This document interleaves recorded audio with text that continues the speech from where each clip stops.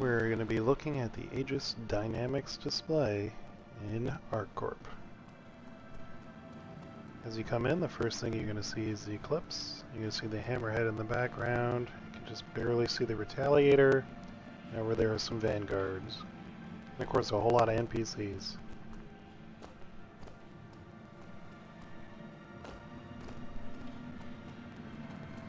In the side hall, we have the Redeemer and the Nautilus visible in 3D holograms. The Redeemer is pretty exciting because as you get up close, you can see that there's been a couple subtle changes to it to include more weaponry up front. Looks like you have pilot control 2 size 3s.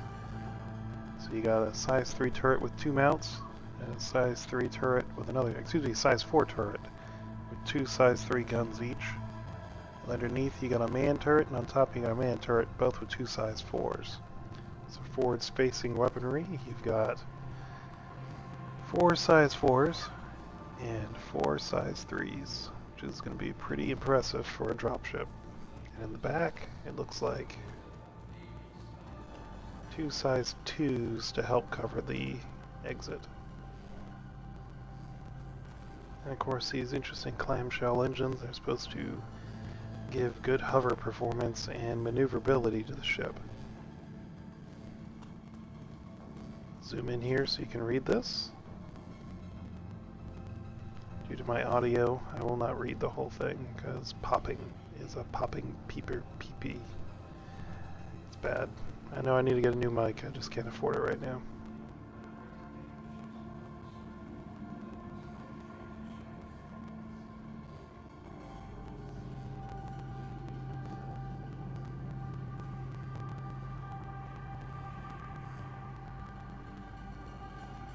The most important thing to note from here is they talk about, let me scroll up, carries significant cargo and troops. So it's kept the cargo pod, and it's still going to be a dropship, but with a little bit more pilot controlled firepower and overall firepower. And then over here we have the Nautilus, which is of course the mine layer and retriever.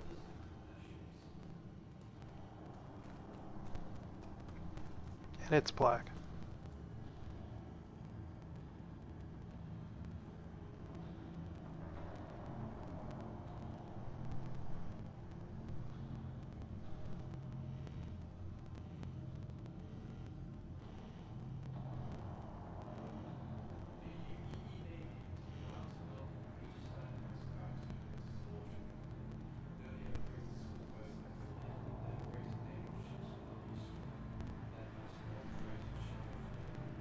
Weapons platform is interesting because we've only heard about mines, we have not heard about weapons platforms, so we'll see what that does in the development.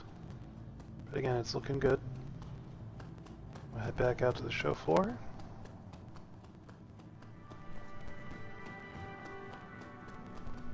Here's the Eclipse stealth bomber, which is, well, it looks like a stealth bomber. Great looks. I'm going to do a review of this later today. Carries 3 size 9s. I've already rented it.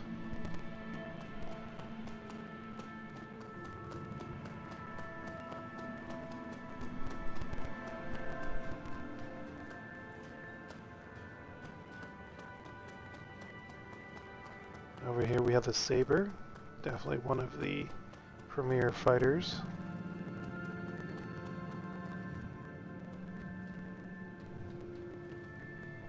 It's a great look stealth fighter. It's got 3 size 1 shields, so it's pretty tanky. And it carries 4 fixed size 3s, or you can gimbal them and have 4 size 2s. And that's just the combat over there. It's basically just a paint job and different loadout.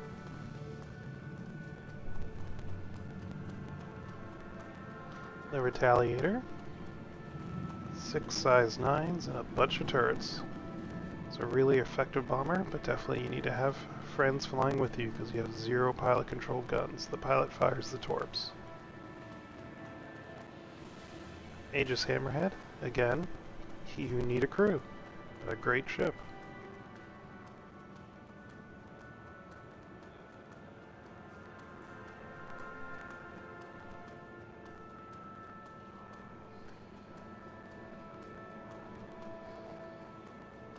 and apparently the flight experience team is really working on turrets. They stated that 2 of them and a hammerhead were able to basically beat Pirate Swarm, at least close to it. I'm talking about the amount of enemies they destroyed. So, hopefully we'll see that soon come to life. And over here we have the Vanguard series, the Sentinel, Harbinger, Hoplite, and Warden.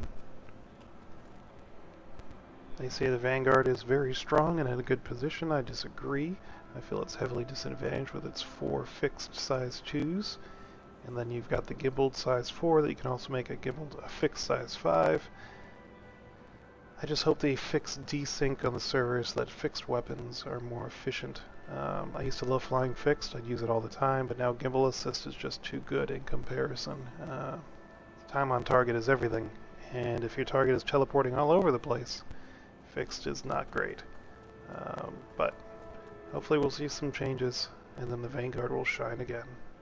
But it's still a good ship. I enjoy mine. Tanky as all get out. If you got someone in your top turret, it definitely gives you even more damage. And just a reminder for everyone, Sentinel is a great EMP ship, but it is not an EMP ship. It is an E-Warfare. It will not keep its EMP in final release. It will instead have some EMP torpedoes to go with its E-Warfare suite. So do not purchase this for the EMP. If you like the ship, you like the look, you like the idea of E-Warfare, get the ship. But do not buy it for the EMP.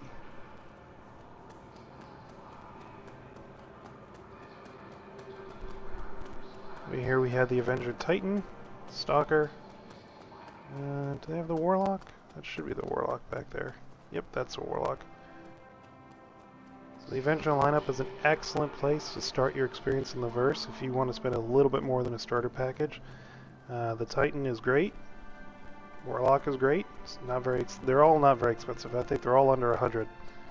And you've got, I think that's a size 3 Gatling up front, and then some size 2 weapons on the wings. I'll double check that when I do a release, so you can check the stats page. But again, great ship. The Warlock's the one with the EMP, and that's actually the strongest EMP in game. That's going to stay in game. Here it is. Looks cool.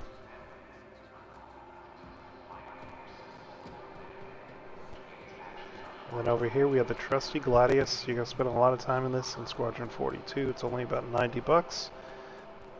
So it's another relatively inexpensive ship. 4 fixed size 3s, or, excuse me, 3 fixed size 3s, or 3 gimbaled size 2s.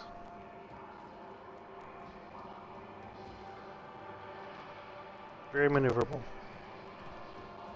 Alrighty. And that is basically it for Aegis Days. I will be reviewing some of these ships later, and I hope you all enjoyed it. And again, I apologize for my audio. I've had a couple of comments on it, and it's unfortunately something I'm going to have to deal with. I've tried moving the microphone further away, and I'm going to try to avoid using the P word or anything else that may cause clipping, and use a lower volume of my voice. And the issue is just the quality of my microphone and the fact that I'm doing live streaming due to time constraints, so I can't edit the video in Audacity or something like that. In the future, if the channel grows more and if my job becomes more secure post-corona, I will try to purchase a better audio setup, and maybe I'll move to more recorded videos. But I do like kind of doing a relaxed view and just chatting with you all, and walking around and sharing some time with you in the verse. And I hope you all have a wonderful day, and please make sure you check out Aegis Day if you're able to get in. A lot of people are having issues with getting into the game right now. Unfortunately, Fleet Week is great, but during peak times the servers are hammered. Yesterday you couldn't even get on the website when Aegis Days launched because everyone was trying to get an Idris or a Javelin, or at least the gray market sellers were. If you got an Idris or Javelin, let me know in the comments. I'm very happy for you, but I'm just curious because I'm pretty sure a lot of the sales went to gray market sellers rather than actual orgs and players trying to get it. I hope CIG finds a way to make it better so that only people that are going to keep the ships, you know, capital ships are important and they're great for orgs. So I hope that they make it so at least every org that wants to will have a possibility to, you know, try to get one instead of having to sit there and hit F5 just to see if the web page comes up, and by the time the page comes up it's dead, gone, sold. It is what it is. Alright everyone, have a wonderful day.